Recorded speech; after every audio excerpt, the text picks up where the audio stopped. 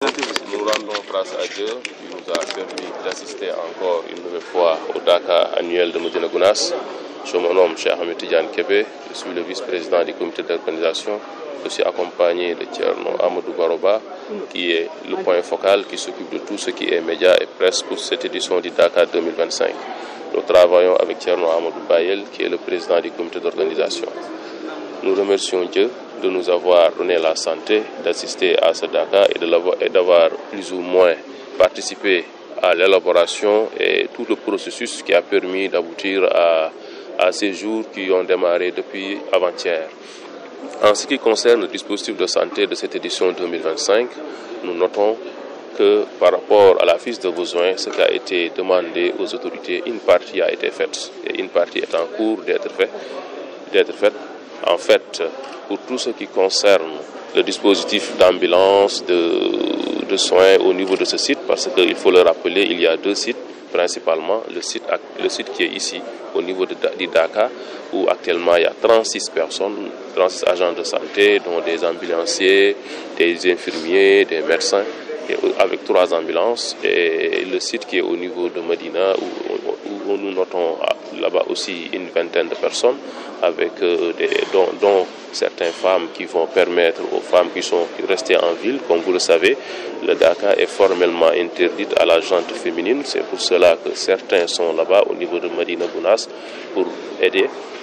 Nous notons aussi la présence d'unités mobiles au niveau du site ici au niveau du Dakar, et aussi la présence d'un camion de radiologie qui est présent, et tout ça fait partie des dispositifs que nous avions sollicités.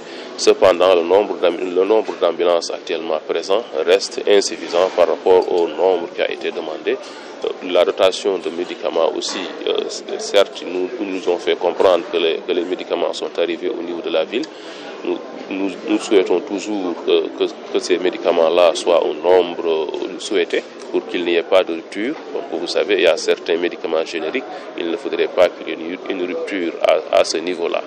Maintenant, ce dispositif-là est actuellement en cours, est fonctionnel, est actuellement fonctionnel, et comme vous le savez, ils font des interventions d'une manière récurrente, et aussi ils appuient les pèlerins, et nous allons suivre pour voir d'ici mercredi, nous avons prévu de faire une séance avec eux, faire l'état des lieux, voir un peu les manquements et voir les solutions à y apporter avant la fin du Dakar.